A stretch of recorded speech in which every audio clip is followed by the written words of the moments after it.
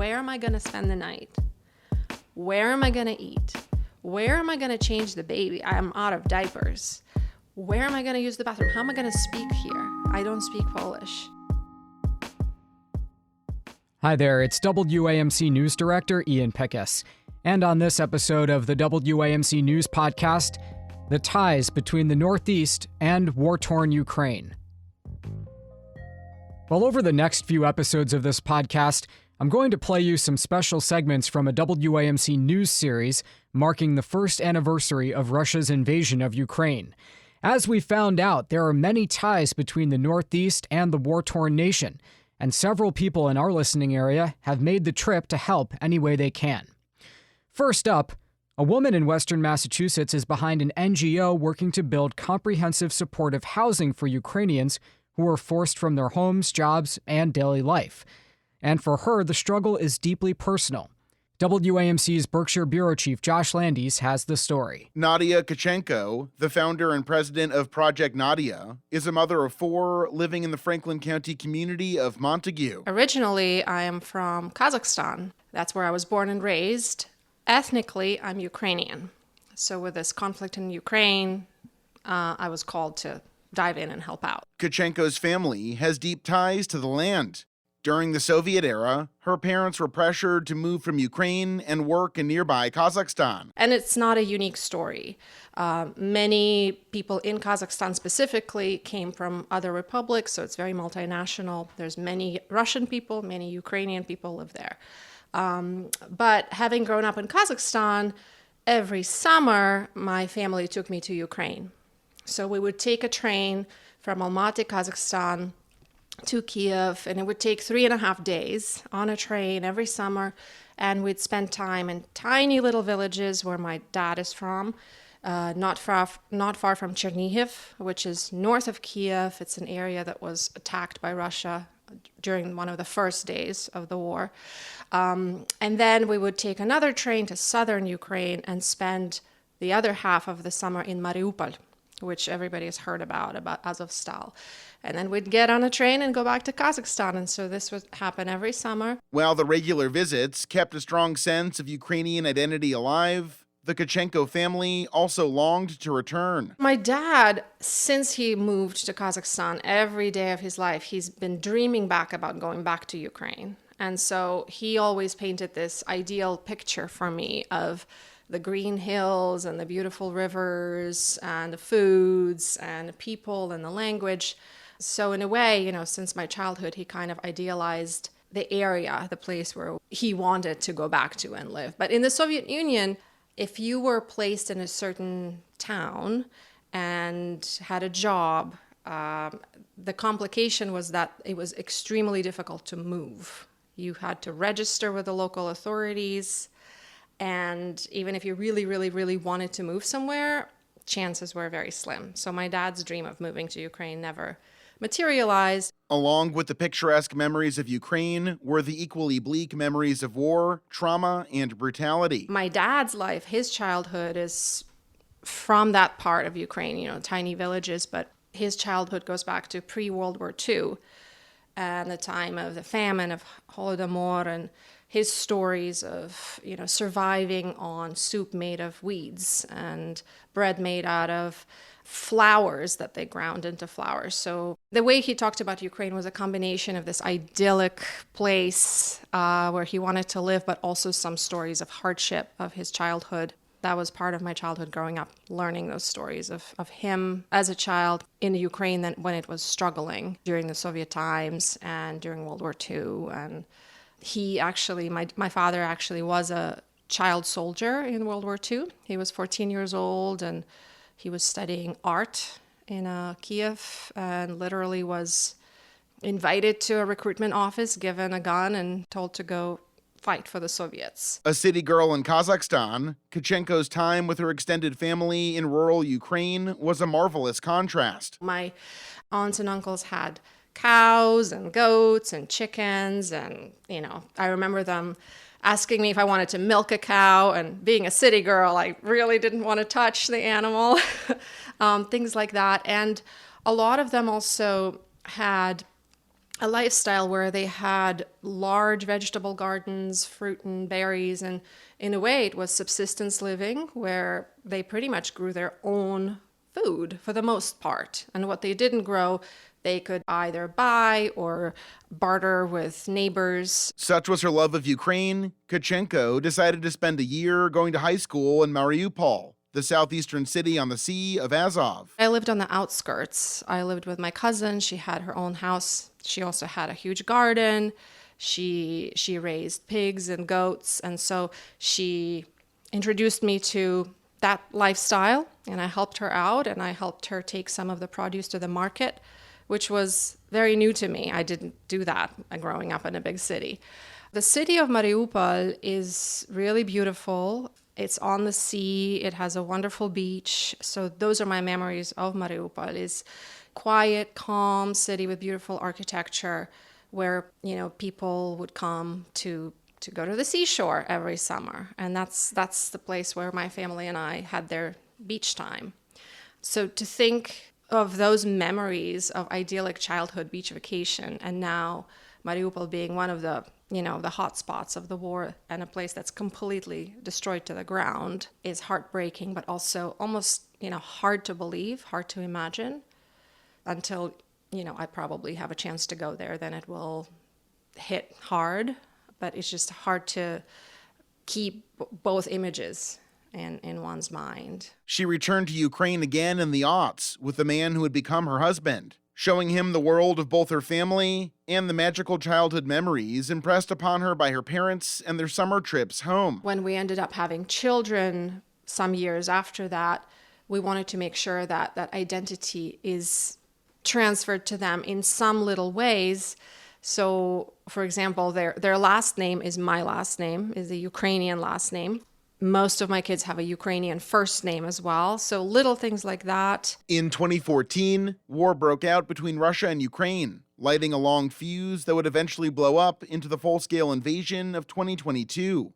At this point, Tkachenko was raising her family and focusing on life in Western Mass. Her husband works at Amherst College, and she started a life coaching business in 2010. There was a lot of confusing information coming through the media here versus information that was coming through to my parents in Kazakhstan about what's going on in Ukraine. So it was a very confusing time to understand what is really going on, who is attacking who, and why.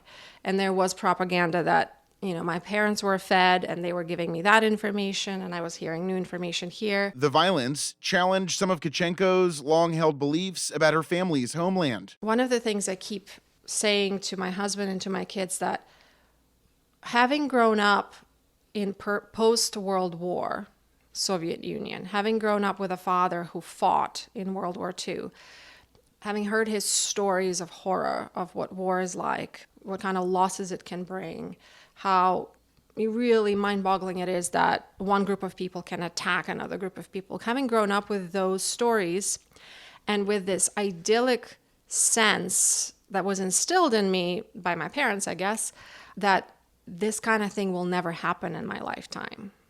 I knew the horrors of World War II, and I was 100% sure that there was going to be no war on the land of my ancestors ever after that experience. So when you start to see guns and tanks and people attacking each other, people living just across the border, the first reaction is kind of like this sense of, how is this possible? The outbreak of violence again in 2022 caught up with Tkachenko when she least expected it. In February of last year, my family and I took a vacation in Puerto Rico, and we rented a house that my husband pointed out from the day we moved in. He said, look, it's colored in Ukrainian colors. And it was true. Half the house was bright yellow, half the house was bright blue. And we moved into the house on February 22nd. On February 24th, he woke me up and said, honey, I'm sorry, Russia invaded Ukraine. And it was complete shock. And we all felt really, really trapped and not able to do anything. We were not in home. We were supposed to be, entertaining our young children. We didn't tell them. that's what's happening. You know, our older teenagers, we told them, but the younger kids, you know, we were supposed to put up a fun front and entertain them on the beach, but deep inside our hearts were breaking, and we felt trapped in the sense that, you know, we were watching the news, reading the news, and we couldn't do anything, especially being so far away from home. We didn't even have neighbors or friends to talk to. We were just on this beautiful paradise island, and yet inside we knew there was a war going on and people were dying. Upon returning to Montague, Tkachenko got in touch with her brother and his contacts among Ukrainians caught up in the conflict. At first, her efforts to help consisted of using her savings to help buy people tickets out or away from the front lines. One of the people Tkachenko met along the way caused her to step up her efforts. She was, you know, a professor at a local university in Kiev, and as soon as the war started, she realized that a lot of elderly people who didn't have anybody living with them would need a lot of support. For example, as soon as the war started, people probably all over Ukraine, but I know from this person in Kiev, they ran to the pharmacies and they bought all kinds of medicines that were in the pharmacies just to have, because there was this fear that there will be nothing left in the stores. Food, water also, but medicines specifically. And so the elderly people didn't have access to their daily medication that they needed. They also couldn't get through to the pharmacies or stand in long lines because there were these checkpoints on the roads. Public transportation wasn't running, so it was this chaos. And so this friend of my brother's realized that the way she was going to help is she was going to knock on the doors of elderly people, ask them what kind of medications they needed. She would go and stand in a long line, seek out what they needed, and bring it to them. And she just volunteered to do that. And I supported her with funds to be able to do that, to provide medication to people. With need growing by the day, Tkachenko soon found new projects. This other group of people, basically three guys who helped rescue people from under rubble in a destroyed city of Chernihiv, which is the area where my father is from. And free of charge, they would put people in their private cars and drive them to the border. And then they would pick up supplies at the border of Poland and bring them back to the destroyed city. Anything, water, food, batteries, flashlights, whatever it is. And they would do this back and forth. So what they needed help with is buying larger vehicles. Because we have these three drivers who are ready to drive across Ukraine under fire. There's bombs falling and artillery fire, and they are finding a safe way to get through. They're risking their own lives. So if they had larger vehicles, they could transport more people. Tkachenko started a GoFundMe to secure the vehicles, which in time expanded to buying Ukrainians drones for reconnaissance and protective gear for frontline soldiers. In short order, she got an invitation to actually go to the border to support those fleeing into Poland to the west. In my heart, I was torn because it was just the start of the war. There was a lot of uncertainty. Even going to Poland felt a little bit dangerous. Like, why would I do that and leave my 4 children at home? You know, I was questioning all of that in my heart. But there was a deeper feeling somewhere, maybe like what you call a gut feeling or visceral call, ancestral call that was stronger than the doubts that I had in my mind, stronger than the doubts that I had in my heart even, that just kind of kept saying, you know, you have to go. You have to go and be there with your people. With that, Tkachenko was off to Poland. And I brought cash to Ukraine, to the border of Poland and Ukraine, and gave out envelopes with stipends to mothers with children, to single women, to elderly women. It was mostly women and children crossing the border. So that was one way in which I was helping. And then I also was helping people find hotels and pay for hotels for temporary stays, like 3 weeks, 4 weeks. But literally to paint you a picture of what was going on, you know, you imagine yourself at this checkpoint, a cross-border checkpoint in the middle of nowhere between Ukraine and Poland with a barbed wire in between. There are hundreds and thousands of people just pouring in across the checkpoint. Once they come into Poland, you can just see this sigh of relief on one hand, that they have this sigh of relief, like, I'm safe now. On the other hand, in their eyes, you see this worry. What's next? Okay, I'm safe now, but where am I going to spend the night? Where am I going to eat? Where am I going to change the baby? I'm out of diapers. Where am I going to use the bathroom? How am I going to speak here? I don't speak Polish. How am I going to use my phone? Suddenly my cell phone doesn't work. It's a whole different country. And you can see this in their faces, this confusion and fear about what's next, even though they've escaped probably the worst. Tkachenko spent 2.5 weeks helping distraught evacuees find short-term housing in Poland and adjust to life in exile. But the work she was doing didn't seem to match up against the gravity of the challenges the Ukrainians faced. So I decided to focus my attention on the possibility of, what can I do? How can I help people find, or, how can I provide places for them where they can live in a dignified way, not on the floor in a shelter that wasn't suitable for winter? How can they be somewhere where they can live for a little while, call it a home, until they figure out their next steps? In May, Tkachenko actually entered Ukraine for the first time in years to see the situation for herself. I did not go to the areas that I visited as a child because those areas are not quite safe right now. So that made it a little bit easier. I didn't actually see the specific places where I spent my childhood, where my parents grew up.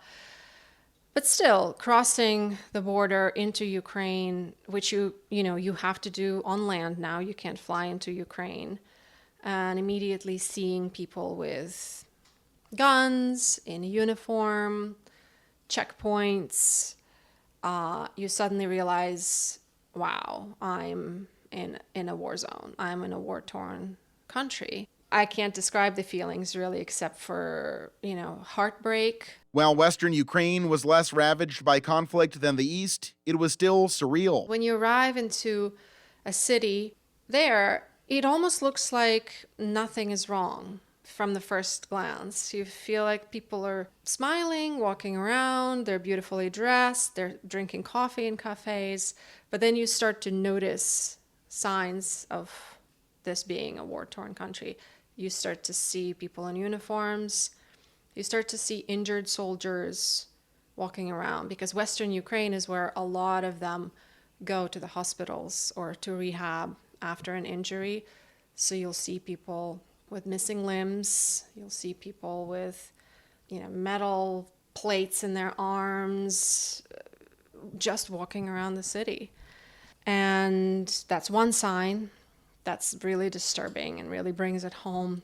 And then you start to notice that all official buildings are surrounded by piles of sandbags, like protective sandbags, with little openings in them for the guards to use a gun if need be. You suddenly realize, okay, yes, this is a war zone. She quickly became accustomed to the ubiquitous air raid sirens. They sound every few hours. They sound all across Ukraine, even in areas that are relatively safe, just in case. And it's a sound that I'll never forget. I never expected it to be so alarming. It's meant to be alarming, but it's also extremely anxiety-provoking when you hear it and it goes on and it's so loud. I can't even imagine people living with that sound, even in areas that haven't been hit, living with that sound day in and day out, and at night. During the day, you can sort of explain it to yourself and say, well, they're sounding them everywhere just in case. It's okay, we're safe here in Western Ukraine. But at night, when you're woken up from your sleep, you have no idea where you are, what's going on, and you hear an air raid. And, all of the stress hormones are up as high as the roof. On this trip, Tkachenko focused on interviewing displaced people, as well as regional and municipal authorities, to find out how to most effectively house and support those forced to abandon their homes and livelihoods. People were living in very crowded conditions in schools, gyms, By then, not so much train stations anymore, like the stuff we saw in the news. People were accommodated. They had a roof over their head, but it was really crowded.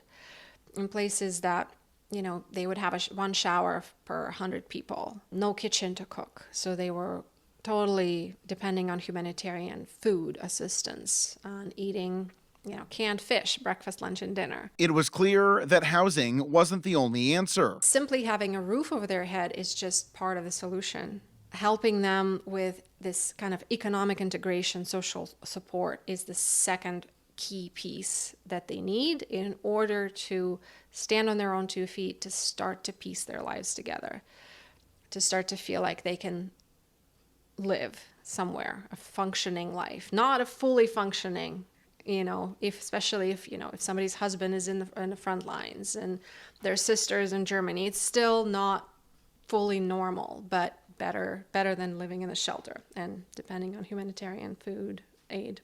So we developed this concept for our organization that would involve providing dignified housing and social integration support. Things like employment assistance, professional requalification, if people were willing to requalify and do a different job from the one they were originally trained for, just in order to stay afloat. Language classes, IT training so that some people could potentially work online, childcare so that moms who are now single moms because their husbands are in a different location, so that those moms could work. At this point, what started as personal donations and evolved into a GoFundMe became an international NGO, Project Nadia. And I have to laugh because, people may think I named the company after myself, but the word Nadia means hope. And the seed for the name of the organization was planted way back when I was at the border, before I even knew that I was going to have an organization like this. When I would introduce myself to people and say, my name is Nadia, I will help you, they would melt in my arms, start tearing up and say, Nadia is what we need right now. Tkachenko was last in Ukraine in the fall. I came across the border on October 10th, which may not mean anything to anybody here, but October 10th was the beginning of the new attacks on Kiev, new attacks all over Ukraine with kamikaze drones. So this was the first time there was one of the biggest attacks since the start of the war that happened on the day I came into Ukraine. And on that day, there were casualties in Kiev and across Ukraine. There was a big missile that hit a playground right in the middle of Kiev. Through it all, she traveled from Western Ukraine to Kiev to meet with potential donors and collaborators. We arrived in Kiev on the 17th, and the next round of kamikaze drone attacks took place that day. And I was in my hotel at 6:30 a.m. and I heard 6 or 7 boom bah, really strong, really loud, really nearby, with windows shaking. Air raids were going on all night, but then at 6:30 or 7 there were these 6 hits really close by. Didn't know where exactly, but then as soon as it hit the news, I realized that one of the drones fell literally 3 blocks away from me, and unfortunately it hit an apartment building, and many casualties, many injuries, but one particular that really stands out was a couple that were expecting a baby that just were killed in their bed. Project Nadia's goal is to rethink how housing is offered to displaced people. What we typically think of refugee housing as either tents or container homes or kind of these temporary little homes. The people in Ukraine really want to live in conditions that are more dignified, understandably. And also the politicians, the mayors, the regional administration, they really want to see their cities remain beautiful, and they want buildings that will last, not fast build, not container homes. And so what we came to after our conversations with them is that the most kind of time efficient and cost effective choice for providing housing to refugees is to actually work on refurbishing existing empty buildings. For some reason, in Ukraine, in each village, in each town, there are several empty buildings. I guess very similar to Western Massachusetts here, where we have old mills, that kind of thing. So there they would have old dorms, old clinics, old schools that haven't been used for a while, but they're empty. They have strong bones. Refurbishing old buildings keeps displaced people without cars in centralized locations while lessening the sense of isolation. The pilot program for Project Nadia is an old dormitory in the Zakarpattia Oblast near the city of Uzhhorod. We're still raising funds for this particular building because part of the building is designated as a social or learning or community center. So there's rooms for 100 people, small families, moms and kids. And then there's another part to the building that will, when it's finished, it will host a childcare room. It'll host kind of like a conference room or classroom where people can get the support that they need with employment assistance or psychological support or legal assistance, things like that. With $400,000 raised so far, there's still around $100,000 to go. Tkachenko says her Western Mass community has been behind her from the start. A lot of my supporters, my first supporters, came from Montague, people who donated the first, $100, $250, that started pouring into my GoFundMe back in March of last year. It came from people that live here, from my neighbors, people that know me well, or people who only heard of me through their neighbors. So it's been an extremely supportive community. Before my first trip to the border of Poland and Ukraine, I received several recorded songs from a group of singers that meet here on the green here in Montague that really wanted me to bring the sounds of Montague with me on the road. And they were really special, heartwarming songs that were on my phone that I listened to when I was there. For Tkachenko's father, who long dreamed of a return to Ukraine, the realities of old age have softened the blow of the renewed conflict that has leveled his beloved country. My dad at this point is 95 and his memory is fading, his hearing, his eyesight are fading. So he's not fully understanding what's going on. And I think in a way it's a blessing because I think it would be very, very hard for him to see what's happening on his land. He knows there is a war because he can see on television tanks and guns and things like that. And when I talk to him, he just says things like, I don't care who is right or wrong. I just want people to stop fighting. I just want there to be peace. And I think that comes, even despite the fact that his memory is fading, it comes deep down from his heart. Like, in the end, just stop fighting. Just whatever the reasons are. I want everybody to be peaceful and I want to see my grandchildren and that sort of thing. So it's tricky to know exactly what's going on through his mind.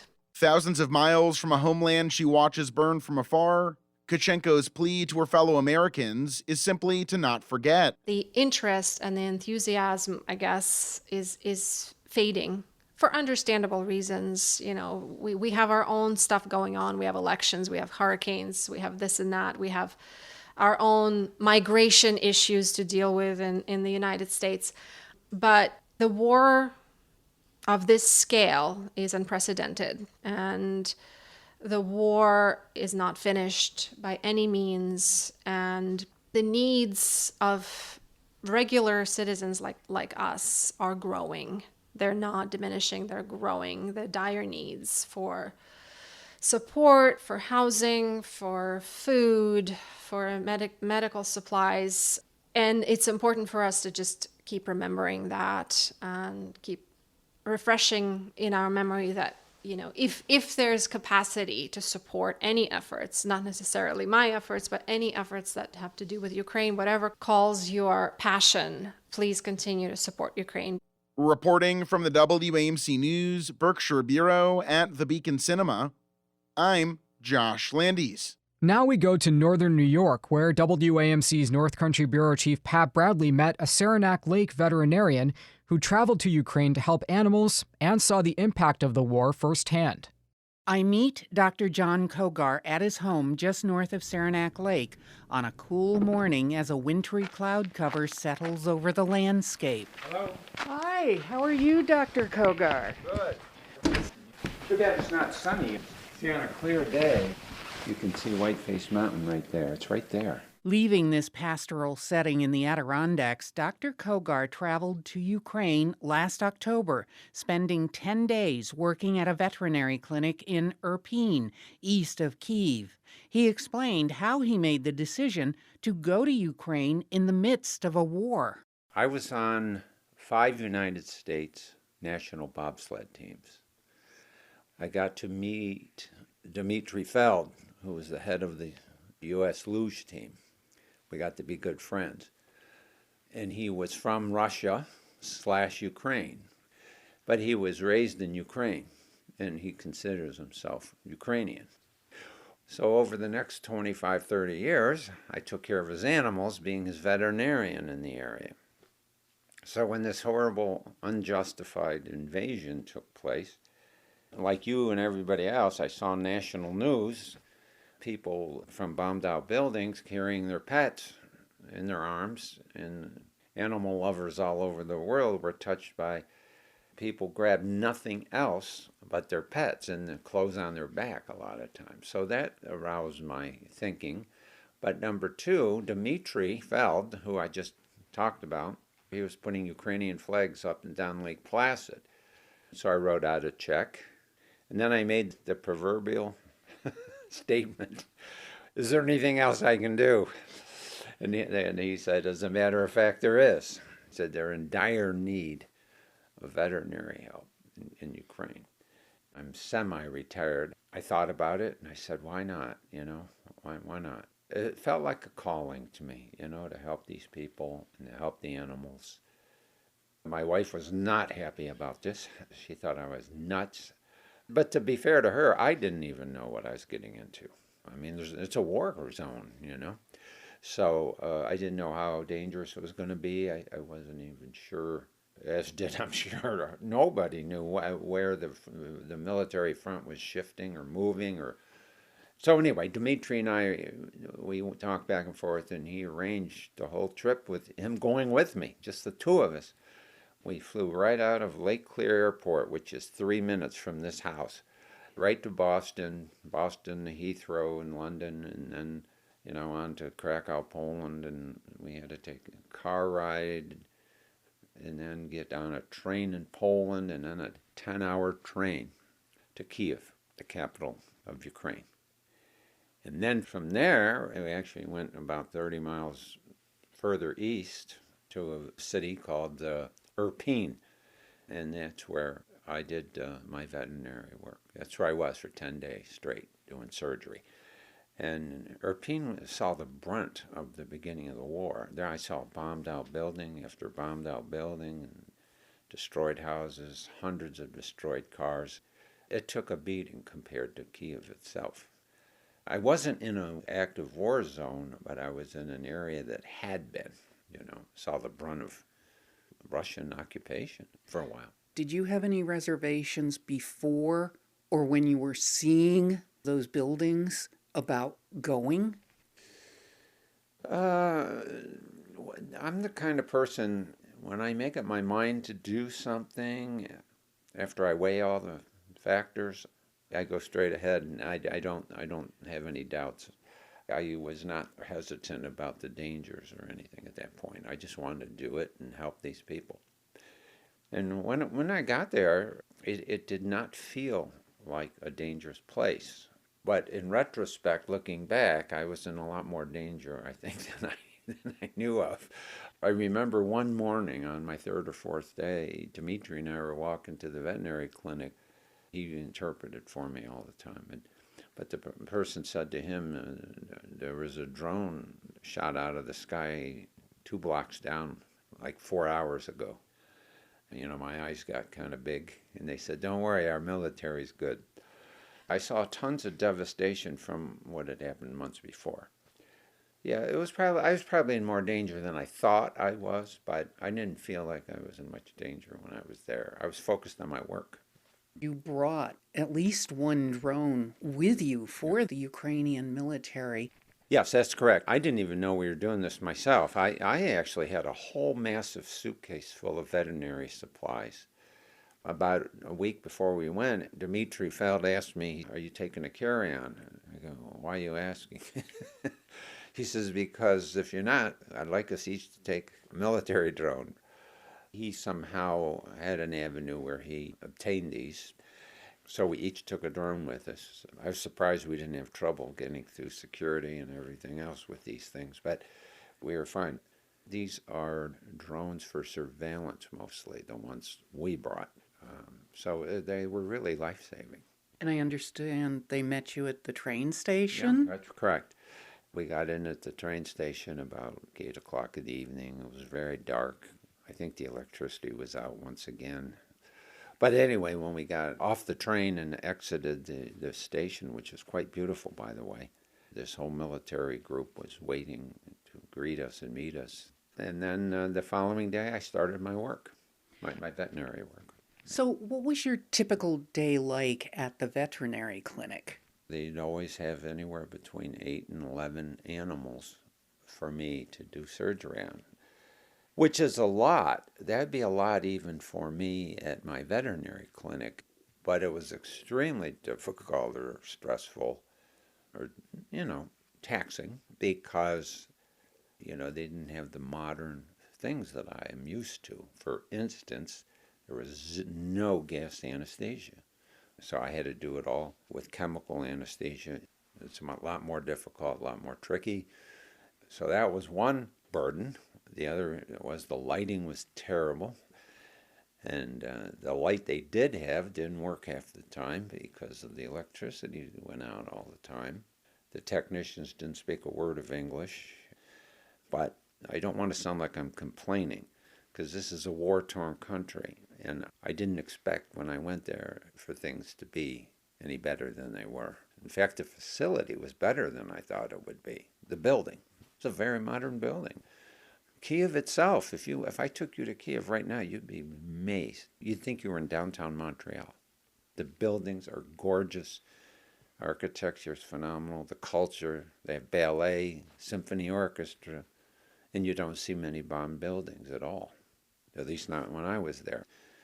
Anyway, my point being, the facility was fine. It was just very trying conditions. But the good news is we did numerous spays and neuters and some other surgeries, but every patient did well, every single one. When you were treating the pets and the animals that came in, you mentioned spay and neuter, but were you encountering pets that were injured because of war injuries or things like that? Not really, because we were still a ways from the front lines. We were probably 50, 60 miles from the front lines, which is close enough, right? The reason the spay-neuter thing was so important is because so many of these animals that I was seeing had to be abandoned. They belonged to people, but a lot of people just had to take off and run for their lives, and they didn't want to leave their pets. So why the spay-neuter thing is so important is because now they have a much better chance of being adopted. You also had to operate on some military dogs, too. Mm-hmm. Is that true? Yeah, that's true. But they were not major war injuries. Nothing too melodramatic. Did that bring the war home to you at all? Well, it did. I'll tell you why. The military thing was very emotional because some of these dogs, their job was to smell out mines and bombs and things, but some of the other ones were for human remains, to sniff out people that had died from bombed out buildings. That brought the war right to me. It was sobering. Did you get a chance to meet any Ukrainians and socialize at all with them? Absolutely. I had 1/2 day off. That's when I got to do sightseeing in Kiev, so-called sightseeing, if you want to call it that, in a war-torn country. But in the evenings. If you know Dmitry Feld, he's quite the guy. He hadn't been in Ukraine in 40 years, but after 3 days, it seemed like everybody knew who he was. So anyway, we were invited every other evening to dinner by some Ukrainian, either to their homes or to, believe it or not, nice restaurants, very nice restaurants. What kind of memories will really remain with you from this trip? The journey there was one thing. Number two, the thing that I'll always remember is the total devastation. I'm not talking a few bombed out buildings. I'm talking hundreds and hundreds of homes, nice homes, just blown apart, just sadistically set on fire by Russian troops when they occupied the area. And then seeing the cars with machine gun bullets, and every one of those cars, occupants inside had perished. As a child, I remember seeing World War II black and white film strips of bombed out Germany or Poland or whatever, England, London. So to me, that was all academic, that was, that was something I got out of a high school history book or on a film strip, but I saw this live. I saw this. And it looked like what I had seen from World War II era pictures. And I didn't think I'd ever see that in my lifetime. And the third thing I took away from this whole venture was just how sophisticated and modern, Kiev is, and Lviv, and let's just say the whole country, the Ukraine country. I think that's part of Putin's problem. He's jealous that this democratic, free country that was once part of the Soviet Union is doing so well. They're so modern and successful. And the fourth thing, and probably maybe the most important thing, is how kind and generous and appreciative the Ukrainian people are. Just because I say they're kind and generous and all that, they are also very tough and determined not to lose this war. After reminiscing, Dr. Kogar walks over to a cabinet to show some of the mementos and gifts he has received. After my whole trip was done, they had the FISU games. So my wife and I had the whole Ukrainian biathlon team for a pizza party. And then they brought me a bottle of vodka, and then they brought me a flag, and the whole biathlon team signed it. That was one thing. This came from the military. A plaque. Signed by the commander. And they sent me a flag, too. The military guys, and they all signed it. And the guys from the military gave me these patches off their arms. And it's just, they just never stop, showing their appreciation. Dr. John Kogar was in Ukraine from October 16th to the 31st. He hopes to return after the war is over. I'm Pepper Atlee, WAMC News. All right, that does it for this episode of the WAMC News Podcast. Thanks so much for listening. Thanks to Josh and Pat for their great reporting. We'll have more from our series on the first anniversary of the war in coming episodes. Until next time, I'm Ian Pickus.